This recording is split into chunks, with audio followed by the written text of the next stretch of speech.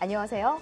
세계 증시 현황과 글로벌 이슈에 대해서 심층적으로 살펴보는 한상춘의 경제를 보는 눈의 유선경입니다. 네, 어제 미국의 경제 지표 그리 좋은 모습은 아니었습니다. 하지만 기업 실적이 좋았기 때문에 어느 정도 상세가 된 모습이었는데요. 주가 상승세로 마감을 했습니다. 특히 다우지수는 52포인트 상승을 했는데요. 더 자세한 미국 증시 마감 상황 살펴보겠습니다. 장윤정 캐스터. 네, 오늘 새벽 마감된 뉴욕 증시 마감 상황 전해드리겠습니다. 네, 부진한 지표가 어닝 효과에 빛을 가리는 모습이었습니다. 애플과 퀄컴, 트래블러스, 듀폼 등의 실적이 개선된 것으로 나타났지만 실적 부진으로 상승폭은 크지 않은 것으로 나타났습니다. 지수 마감 종가부터 확인하겠습니다. 네, 먼저 다우존스 산업평균 지수입니다. 오늘장에서 0.4% 올랐는데요. 12,505.99포인트에서 거래를 마쳤습니다. 기술주 중심의 나스닥 지수 오늘장에서 역시 소폭 올랐습니다. 0.6% 뛰인 2,820.16포인트를 기록했고요. S&P 500 지수 역시 올랐습니다. 0.5% 뛰인 1,337.38포인트에서 거래를 마쳤습니다. 네, 어제장 마감 이후에 애플과 퀄컴이 실적을 발표했습니다. 그래서 오늘장 역시 이 영향으로 상승하는 모습을 보였는데요. 먼저 애플의 실적은 지난해보다 2배 가까이 늘어나면서 3월 이후에 오늘장에서 2.4% 이상 오르는 모습을 나타냈습니다. 다만 아이패드2의 인도 지원에 따른 영향으로 투자자들에게는 큰 감흥을 주지는 못한 모습을 보였습니다. 또 전날 실적을 발표했던 퀄컴 역시 오늘장에서 급등을 했는데요. 3% 이상 상승으로 거래를 마쳤습니다. 하지만 오늘 필라델피아 반도체 지수가 하락을 해서 어제장 상승을 이끌었던 인테리오가 오늘장에서는 힘을 다하지 못한 모습을 나타냈습니다. 그리고 여전히 또 실적 발표가 좋았던 트래블러스 역시 오늘장에서 상승으로 거래를 마쳤습니다. 반면에 좋은 실적을 발표를 했지만 하락한 주가도 있습니다. 살펴보시면요. 제너럴 일렉트릭이 오늘장에서 2.2% 내렸습니다. 순이익은 34억 3천만 달러, 지난해 같은 기간보다 늘어나기는 했지만 주력 산업인 이 제조업 실적이 부진한 것으로 나타나면서 그 상승폭 크지 않은 것으로 보입니다. 또 맥도날드 실적 역시 시장을 예상을 웃도는 것으로 나타나면서 12억 1천만 달러를 기록한 것으로 나타났지만 최근에 식품 가격 상승에 따라서 비용 증가가 불가피할 것이다라고 이런 전망이 나오면서 오늘장에서 하락한 모습을 나타냈습니다. 네, 발표된 경제 지표 살펴보겠습니다. 3월에 경기 선행지수 역시 지난달보다 0.4% 오르면서 9개월째 상승 흐름을 이어가고 있는데요. 경기 성행지수라고 하는 것은 3개월에서 6개월 이후에 경기 전망을 나타내는 지수로서 향후 경기에 대한 기대감이 시장에는 높게 형성이 돼 있는 것으로 보입니다. 그러나 2월 주택가격 1년 전에 비해서 5.7% 떨어진 것으로 나타났습니다. 그리고 지난주 신규 실업수당 청구 건수 시장의 예상치에 부합하지 못하는 모습을 나타냈는데요. 40만 3천 건으로 나타났습니다. 여전히 이 신규 실업수당 청구 건수를 받는 사람이 40만 건을 웃도는 모습을 나타나면서 시장에는 여전히 좀 불안감을 키우고 있는 그런 모습을 보이고 있습니다. 4월의 필라델피아 연준 제조업 지수는 지난달보다 절반 가까이 떨어졌습니다. 18.5를 기록한 것으로 나타났습니다. 오늘 발표된 경제지표 서로 엇갈린 것으로 나타나면서 증시 상승의 발목을 좀 잡는 모습을 보였습니다. 지금까지 뉴욕 증시 마감 상황 전해드렸습니다.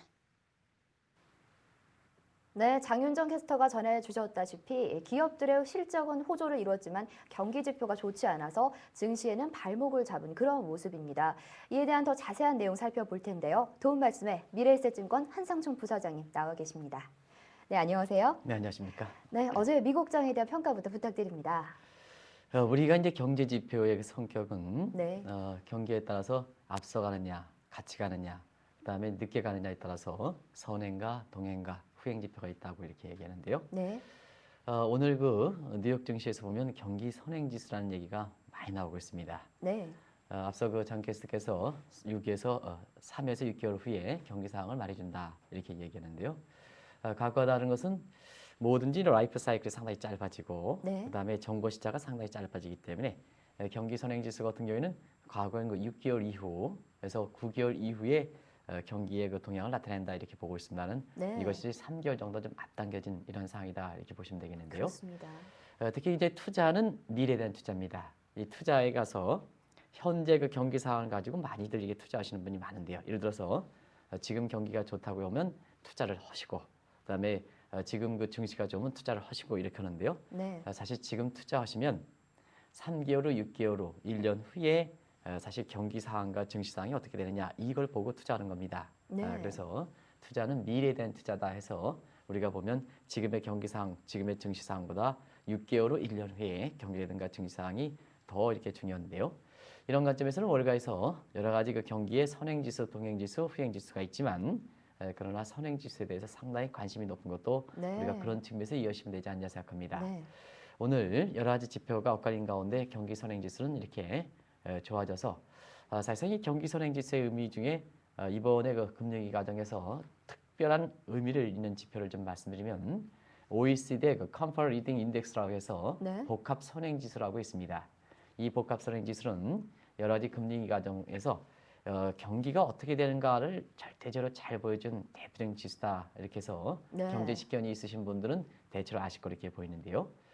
특히 그 이렇게 어려운 가운데 이 Comfort Reading Index 가지고 2009년 2분기가 경기가 저점이다 하는 것을 정확히 예측을 했었거든요. 결과적으로 그 예측대로 지금 주식을 사셨다면 대단히 아마 돈을 버셨을 겁니다. 네. 우리 그 지수도 890에서 지금 2200선 이게 이제 장중한 때 기록했죠. 네. 이런 거 보면 지금 아마 단순히 계산해 보면 한 200% 이상 수익이 났지 않느냐 많이 생각하는데요. 올랐습니다. 네. 사실 오늘 그 경기 선행지수가 이렇게 좋게 나옴에 따라서 미국의 월가 시장 참여들은 다음 주에 있을 FOMC 즉 연방 공개 시장 조작 공개 시장 위원회 회의 네. 이후에 벤 버냉 기장이 그동안은 사실 기자회견을 갖지 않았습니다는 네. 기자회견을 처음으로 갔는데요. 네. 이 기자회견에서 지금의 미국의 그 경기 상황이라든가 지금 관심이 있는 국가신용등급 전망에 대한 하향 조정 문제, 그 다음에 출구 전략 문제 이런 문제에 대해서 어떻게 입장을 보이느냐가 지금 월가의 그 시장 참여에 대해 관심이 빠르게 이동되고 있는데요. 네. 결과적으로 이게 경기 선행지수가 비교적 좋게 나온다면 출구 전략이라든가 이런 분야에서 보다 그 전향 입장을 취하지 않겠나 이렇게 보고 있습니다. 네. 그래서 금리라는 변수는 쉽게 올릴 수 있는 변수는 아닙니다는 우리가 이제 미래세 미디어 방송을 통해서 그동안 말씀드렸던 소위 그 소극적임의 출구 전략, 다시 말하면 정책 시한이 걸려 있는 2차 양적 완화 정책 같은 경우는 6월 말로 종료되는 이러한 정책은 사실 그 전향적으로 검토하지 않겠나 이렇게 보고 있습니다. 네. 아무튼간에 경기 선행수가 좋게 나옴에 따라서 월가의 그 시장 참여들은 기업 실적의 이렇게 발표 결과와 함께 다음 주에 있을 FOMC 회의 이후 기자회견을 갖는 벤 버냉키의 입에 지금 관심이 그렇습니다. 초점이 돼 있다 이렇게 보시면 네. 되겠습니다. 네, 오늘 미국장에 대한 평가 그리고 앞으로 더 관심이 될 부분까지 짚어주셨습니다. 고맙습니다. 네. 네, 계속해서 이머징 증시 살펴보겠습니다. 네, 브릭스 시장 이 경기도 실적 개선에 대한 기대로 강세를 지속한 모습인데요. 더 자세한 내용 살펴보겠습니다. 장유정 캐스터 내용 전해주세요. 네, 이머징 마켓 최근 들어서 전반적으로 좋은 흐름 이어가고 있습니다. 먼저 어제 마감된 상하이 지수 마감 종가부터 확인하겠습니다. 네, 상하이 지수인데요. 어제장 0.6% 가까이 오르면서 3026.67포인트에서 거래를 마쳤습니다. 추가 금리 인상과 중앙정부의 부동산 규제와 같은 이런 악재는 시장에 남아있기는 하지만 어제장에서는 올랐습니다. 관련된 업종 흐름 서로 엇갈리는 모습을 보였는데요. 정부가 이 저가주택 개발을 좀 구체화하면서 수혜를 입을 것으로 예상이 되는 철강과 이 건설 업체가 전반적으로 오르는 모습을 보였습니다. 그리고 시티그룹이 은행의 밸류에이션이 높다라고 평가하면서 은행 관련주가 어제장에서 오르는 모습을 보였습니다. 반면 하락한 종목들도 있습니다. 헬스케어와 음식료는 오늘장에서 하락한 모습을 보였습니다. 계속해서 홍콩 H지수 확인하겠습니다. H지수는 1% 이상 올랐습니다. 1.2% 오르면서 13,659.35포인트에서 어제장을 마감을 했습니다. 미국의 실적에 대한 호조, 그대로 시장에 영향을 미치는 모습이었고요. 또 최근 들어서 경기가 회복되는 조짐을 나타내면서 H지수 어제장에서 상승한 흐름을 보였습니다. 업종별 흐름을 보시면은 시티그룹이 은행의 실적이 개선될 것이다라는 이런 전망을 내놓으면서 은행주 어제장에서 강세를 나타냈습니다. 그리고 국제유가와 금속 가격이 오르면서 원자재주와 에너지주가 어제장에서 강세를 나타냈습니다. 계속해서 인도 센섹스 지수 확인하겠습니다. 네, 인도 센섹스 지수 어제장에서 강보합권에서 거래를 마쳤는데요. 0.6% 오른 19,602.23포인트에서 어제장 거래를 마쳤습니다. 물가 상승에 대한 압력에 따른 긴축 우려가 시장에 남아있기는 하지만 외국 자금이 시장에 들어오면서 어제장 상승으로 거래를 마쳤는데요. 업종별 흐름을 보시면 부동산주가 어제장에서 급등한 모습을 보였고요. 그리고 기업 실적이 개선될 것으로 보이는 은행주도 강세를 나타냈습니다. 금융주도 어제장에서 강세를 나타낸 모습입니다. 반면에 투자 의견 하향 소식이 전해진 이 자동차주는 하락한 모습을 보였습니다. 네, 계속해서 러시아 RTS 지수 확인하겠습니다. 러시아 지수도 강보합권에서 거래를 마쳤습니다. 2040.60포인트로 어제장 마감을 했습니다. 글로벌 증시 상승에 같이 동조를 하면서 상승으로 거래를 마친 모습이고요. 또 국제 유가 및 금속 가격 상승으로 인해서 에너지, 금속 가격이 상승하면서 지수 상승에 힘을 보태고 있는 모습을 보이고 있습니다. 반면에 하락한 종목도 있습니다. 폴리메탈이 어제장에서 5% 이상 하락한 모습을 보였고요. 또 노릴스크 니켈도 하락하면서 지수 상승폭에 발목을 잡은 모습입니다. 그리고 브라질 보베스파는 어제 공휴일로 휴장에 들어갔습니다. 네, 지금까지 이머징 마켓 마감 상황 전해드렸습니다.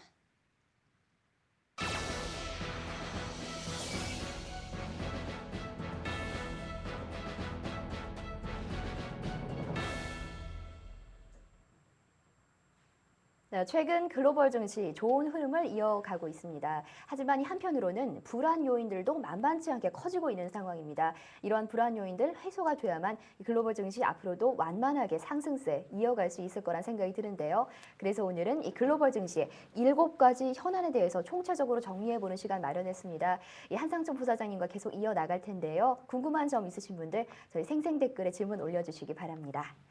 네, 부사장님, 현재 흐름 상당히 좋습니다. 이 전반적인 흐름부터 짚어주시죠.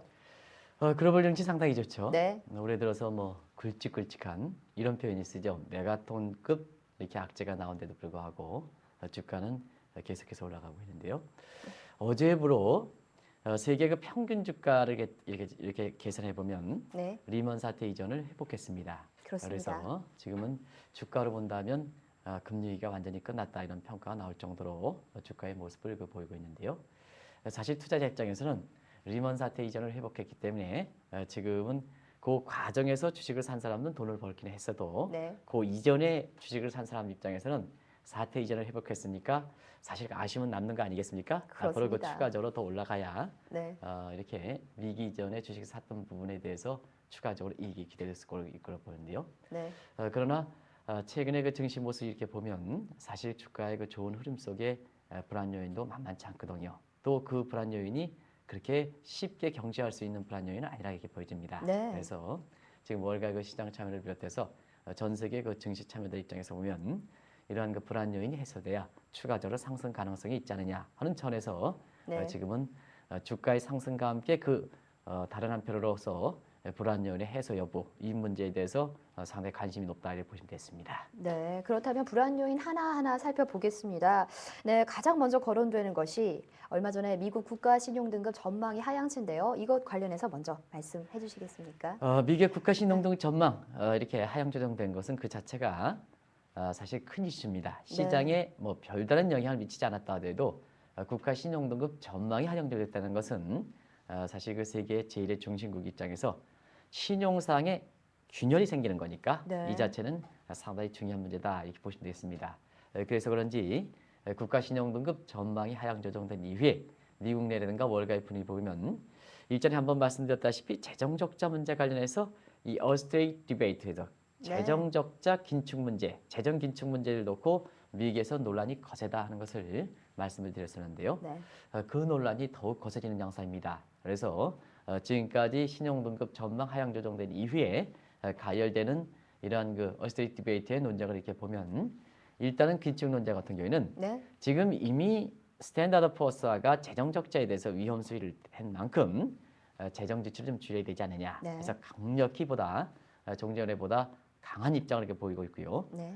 그러나 신중한 입장에서 보면 사실상 지금 상태에서 단순히 재정 지출을 줄이는 것이 능사만 아니다 하는 이론적으로 신중한 입장을 견지하고 있습니다. 네. 그래서 이러한 그 긴축론자와 신중론자 간의 팽팽한 논쟁에서 역시 재정 정책을 강구하는 이러한 시각은 결국 미국의 집권당입니다. 오바마 네. 행정부입니다. 통화 정책은 연준이 하더라도 집권당이거든요. 그런 상태에서 결국은 이러한 그 디베이트의 그 이렇게 향후의 그 방향은 미국의 오바마 행정부가 끌고 갈 그렇게 보이는데요. 네. 아시겠으면 미국은 재정 수입 구조가 세계 어느 국보다 누진적 구조를 갖고 있기 때문에 단기적 측면에서 재정 지출을 줄일 경우에는 경기가 떨어져서 재정 수입이 줄어들고 네. 재정 적자라든가 국가채 문제가 구조적으로 풀기 어려운 이런 구조를 갖고 있습니다. 네, 그렇습니다. 그래서 오바마 행정부 입장에서는 오히려 이번에 그 전망 하향 조정을 계기로 해서 보다 그 경기 회복에 주력한다 하는 입장을 이렇게 보이고 있거든요. 네. 그래서 경기가 회복되면 재정 지출이라든가 이런 부분에 대해서 재정 적자라든가 국가채 문제에서 줄일 수 있고 그다음에 경기가 회복돼야 재선을 선언한 오바마 대통령이 내년도에 대선에서 승리를 할 수 있고 그렇죠. 또 경기가 회복돼야 지난 3년 동안 국민들의 많은 비용과 희생을 거쳐서 사실상 한 부분의 대가를 이렇게 받을 수 있다는 얘기입니다. 네. 그런 차원에서 보면은 지금 오바마 행정부가 정책의 일관성을 유지한다는 차원에서 기업 실적도 가세되다 보니까 결국 주가가 오르는 거다 이렇게 보시면 되겠습니다. 네. 일부에서는 국가 신용등급 전망이 경미한 사항이기 때문에 증시에는 영향을 미치지 못한다. 이 파악은 커저리티 인과관계를 잘못 파악한 거다. 네. 다시 한번 시청자분께 말씀드린 것은 국가 신용등급 전망이 하향 경향은 큰 이슈입니다.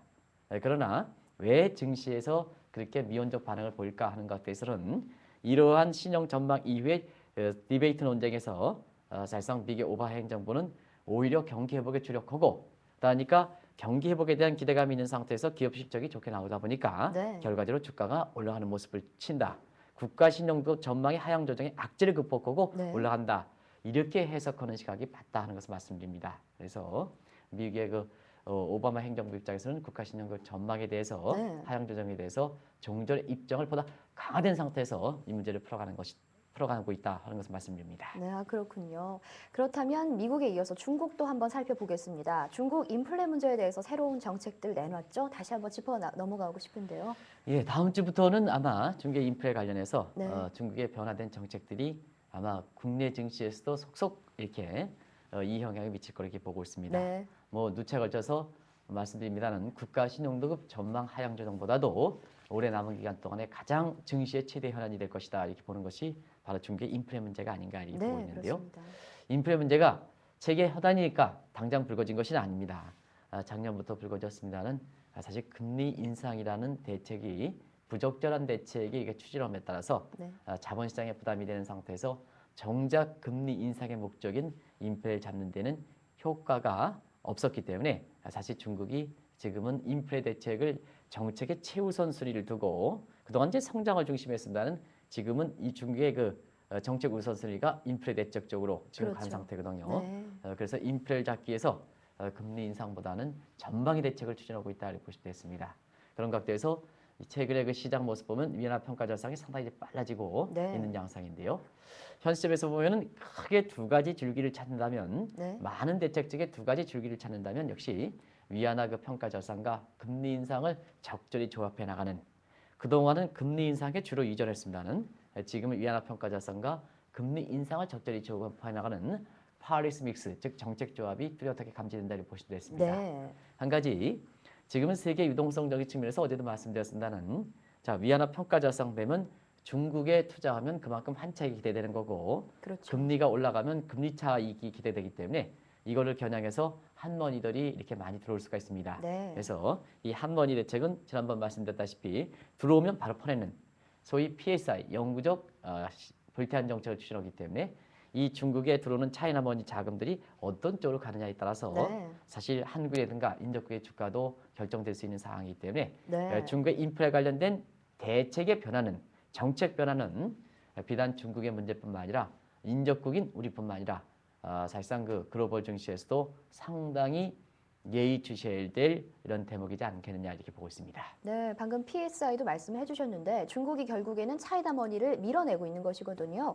그렇다면 우리나라에도 안 그래도 외국 자본 많이 들어오고 있는데 우리나라 특히 그런데 이 여러 가지 면에서 새로운 변화가 나타나고 있는 점들 좀 정리를 해주시죠. 네, 글로벌 유동성의 그 쏠림 현상에 대해서 네. 어제 그 이렇게 말씀드렸습니다는 상당히 지금 시청자분이 관심이 높은 것 같아요. 네, 사실상 그렇습니다. 외국인들이 올해 우리도 이틀간 한 1조 이상 지금 집중적으로 매입한 데는 한국 경제 그 펀더멘탈 측면보다는 이 글로벌 유동성의 쏠림 현상 속에 네, 한국이 상대적으로 부각되다 보니까 자금이 많이 일되는 측면으로 봐야 되지 않느냐 이렇게 보고 있습니다. 네, 어떤 그 증시의 그 전문가들은 한국 경제가 상당히 좋아서 그렇다 하는 이런 얘기를 하는데요.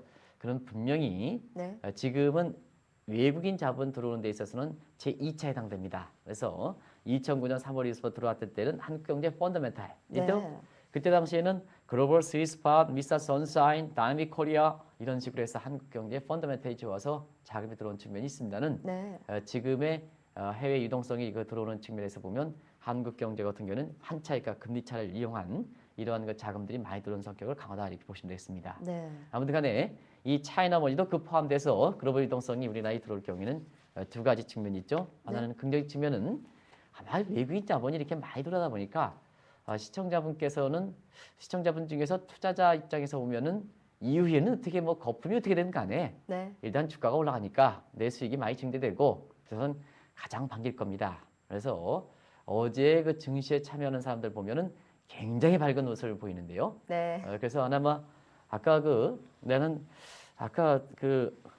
앵커께서 이 봄비가 내리는데 그 봄비에 대해서 어떻게 해석할까 하는 것을 좀 과거 보면 날씨가 꼭 안 좋을 때는 그런 얘기를 했는데요. 네, 오늘 그걸 좀 은근히 바랬습니다는 사실 그 얘기를 하지 않더라고요. 그래서 네. 증시가 좋을 때 봄비가 내리면 과거 옛 애인 생각이 난다 하면 그만큼 본인의 마음이 여유가 있다는 얘기인데요. 네. 그런 쪽으로 좀 해석하지 않을까 생각했는데 오늘 다행히 얘기를 안 했어요. 과거 연애 사실이 없는지 얘기를 안 했는데요.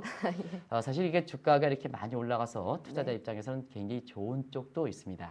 그러나 우리 같은 경우에는 이게 외국 자본이 많이 들어오면 인프레라든가 이런 쪽에 부담이 있는 것은 사실이거든요. 네. 그래서 거시경제상의 운영상의 상당한 어려움을 초래한다는 것은 시청자 여러분이 잘 아실 겁니다. 특히 지금 중국의 차이나 머니가 들어옴에 따라서 가장 이렇게 당혹스러운 입장을 보이는 것이 아마 김중수 하는 총재님이 아실까 이렇게 생각하는데요. 네. 금리를 올리지만 외국 자본이 특히 중국 자본이 많이 들어옴에 따라서 국내 시중 금리가 떨어지는 소위 한국판 그린스펀스급 네. 현상이 발생함에 따라서 통화 정책이 무력화된다든가 하는 윈블든 현상이 나타나고 있는데요. 네. 결과적으로 보면 사실 외국 자본이 경제 여건 이상으로 이렇게 들어올 경우에는 네. 단기적 측면에서는 이렇게 주가가 상승하는 투자자 입장에서 호재가 될지 모르지만 그것이 거품이 발생하면 이후에는 뭐냐? 이후에는 또 다시 악재가 될 수 있는 소지가 있다는 얘기거든요. 네. 그래서 이런 차이나 머니에 대해서 어떻게 대응하느냐도 상당히 중요한데요. 일부에서 얘기하는 차이나 머니에 대해서 직접적으로 토빈세라든가 가변 예치제라든가 그 다음에 여러 가지 직접적으로 규제하는 이런 제치는 사실 다른 측면에서 불리기 많습니다. 그래서 우리 내부적인 역량, 신흥국 같은 경우에는 외환보유고 하충이라든가 외화의 건전한 운영이라든가 하는 이런 쪽으로 해서 이것을 대응해 나가지 않겠나 이렇게 보고 있는데요. 네. 아무튼 간에 차이나 머니의 향방은 상당히 주목할 필요가 있다는 것을 말씀드립니다. 네, 차이나머니와 이어서 또 여쭤볼 것이요. 글로벌 유동성이 신흥국으로 쏠림 현상이 있는데 이에 따라서 차기 금융위기 발생에 대한 우려 있거든요. 간략하게 정리 좀 부탁드립니다. 네, 어제도 이 말씀을 드려서 네, 그랬습니다. 사실 시청자분이 잘 아실 거로 이렇게 보이는데요. 월가에서도 사실 이러한 우려가 시간이 가면 갈수록 더 증폭되는 것은 사실입니다. 네, 그래서 어제 내용을 다시 한번 말씀드리면 글로벌 유동성의 신흥국 쏠림 현상. 쏠림 현상은 경제 여건 이상으로 자금이 많이 들어간다는 얘기입니다. 그렇죠. 그러면 그 이면에는 뭐냐? 불안 요인도 같이 안고 있다는 얘기인데요. 지금 상태에서 월가에서는 10년 주기사에 따라서 사실상 신흥국에서 지금 금융시장과 그 다음에 상품시장을 놓고 본다면 네, 금융시장은 그렇게 많이 오르지는 않습니다. 우리 주가 같은 건 많이 오르긴 했습니다는 네, 중국 주가가 그렇게 많이 오르지 않은 상태고요. 그다음에 부동산 부분은 우리는 안 좋죠. 사실 다른 신흥국들도 그렇게 썩 좋지 않은 상황이고요. 네, 그래서 대체로 자산 시장에서 다음에 금리가 발생할 가능성이 적지 않느냐. 그럼 네. 어디냐? 지금 요새 그렇군요. 상품 시장이 뜨겁죠. 네. 그렇기 때문에 이러한 그 금값이라든가 이런 가격이 지금 계속해서 이렇게 올라가고 있는데요. 어떤 측면에서 보면 올라가는 측면에서 이 금투자 같은 게 골드뱅킹 같은 선호하시는 이런 분이 있습니다는 항상 염두에 게 차기의 금융위기 후보국으로 네. 신흥국의 상품 시장을 주목한다는 것은 리스크도 많이 있다는 얘기입니다. 그래서 금이라든가 이런 것을 투자하시는 분 입장에서는 투자하는 자체가 좋습니다는 그러나 리스크에 대해서 대비해 나가는 이런 균형적 시각이 필요하다. 네. 그러면 우리가 골드뱅킹에 있어서는 골드바이 투자는 유럽식 방식과 그다음에 골드바를 원본으로 해서 네. 여러 가지 리스크를 해칭시키는 금융 상품인 미국식 골드뱅킹이 있는데요. 네. 지금 상태에서 보면 오히려 유럽식 방식보다는 사실 미국식 것처럼 리스크도 대비해 나가는 이래서 금과 관련된 여러 가지 금융 상품에 투자하시는 것이 오히려 차악의 금융위기 후보로 신흥국의 상품 시장을 지목하는 입장에서 보면 이렇게 시청자분의 재산 증식을 이렇게 하고 그다음에 네. 그거에 따라서 리스크에 대해서도 해칭할 수 있는 보호할 수 있는 이런 방식이 되지 않겠나 보고 있습니다. 네. 아무튼 간에 그렇군요. 차악의 금융위기 후보국으로 지정한 만큼 올라간 분에 너무 낙관적으로 심취하는 것보다는 항상 리스크에 대해서도 이렇게 염두에 두는 균형적 시각이 필요한 것이 바로 요새 그 상품 시장과 관련돼 있다는 것을 말씀드립니다. 네. 네, 미국과 또 중국을 포함한 신흥국까지 살펴봤는데요. 이번에는 유럽으로 눈을 좀 돌려보겠습니다. 유럽 재정 위기 문제 있는데 앞으로 어떻게 될 것으로 보시는지요? 네, 유럽 재정위기 지금 계속해서 불거지고 있죠. 네. 그래서 시간이 가면갈수록 다른 쪽, 뭐 국가신용도 전망이라든가 이런 쪽에 더 큰 악재가 있음에 따라서 네. 이것이 묻어가는 분위기인데요. 그렇습니다. 시간이 가면 갈수록 지금은 더 이렇게 유럽의 재정위기가 근본적 문제가 해결되지 않은 상태에서 계속해서 증시에 부담이 되고 있다고 보시면 되겠습니다. 앞으로 유럽 재정위기는 단기적 측면과 중장기 측면에서 사실 일단은 그 단기적 측면에서 유럽이 그 안정기금을 대폭 확충함에 따라서 네. 이 문제가 있는 국가는 구제금융을 지원해주되 개혁과 구종을 확실히 올 거라고 보고 있습니다. 그리고 중장기적으로 보면 통합을 이끌기 위해서는 시간이 가면 갈수록 bad apples에서 good apples로 소위 악화가 양화를 구축하는 그레션 법칙과 같은 이런 것을 차단시키기 위해서 네. 샤크 덕트린 충격요법을 쓰지 않겠나 보고 있는데요. 그런 각도에서는 중장기적으로 지금의 단기적으로 구조금융을 통해서 사실상 그 구제금융을 받는 국가의 개혁을 보다 강도 있게 추진하는 이 대책이 먹히지 않을 때는 네. 앞으로 유럽의 그 앞날은 투 트랙 방향으로 간다. 그래서 우드 애플스에 해당되는 자격이 있는 국가들은 통합을 위해서 더 빨리 가고 그다음에 배드 애플스는 네. 잘라낸다. 그래서 사실상 나중에 개혁과 구조를 본인 스스로 느껴서 구제금리라는 잔치가 없고 본인 스스로 느껴서 통합을 위해서 가는 이런 형태로 취할 것이다 이렇게 보시면 되겠습니다. 네, 그렇다면 이번에는 글로벌화에 대한 문제도 짚고 넘어가겠습니다. 이 논쟁이 아무래도 거세지고 있는데요. 이에 대해서 입장은 어떠신지요? 네, 이 글로벌화의 논쟁은 지금 앞으로 시간이 가면 갈수록 증시에 상당히 부담이 될 수 있는 소지다 이렇게 보시면 되겠습니다. 네. 그래서 지금은 글로벌라이제이션에 대한 논쟁이 거세지는데요. 사실상 격세지감이 있는 부분입니다. 이 글로벌 같은 경우에는 우리 것처럼 대외 환경에 의존하는 입장에서 보면 글로벌은 무조건 내가 추진해야 된다. 맹신 분위기가 상당히 많고 네. 그게 정부의 그동안의 홍보였었는데요. 지금 전 세계적으로 보면 글로벌에 대해서 소위 그 신중론자와 적극적인 찬성론자로 바뀌고 있습니다. 일단 찬성론자 같은 경우에는 어렵지만 국제 분업사의 그 이익을 증대시켜서 세계 각국의 이익을 성장을 하기 위해서는 글로벌화에 대해서는 전적으로 추진해야 된다는 입장인데 보내서 네. 사실 이번에 위기를 거치면서 다소의 효율성과 생산성이 떨어지더라도 결국 그 나라의 그 고용을 증대시키고 그다음에 그 나라 산업을 보여야 되지 않느냐 하는 이런 입장에서 보면 선진국 위주의 글로벌화에 대해서는 사실상 그 신중한 입장을 취해야 되지 않느냐 하는 네. 입장입니다.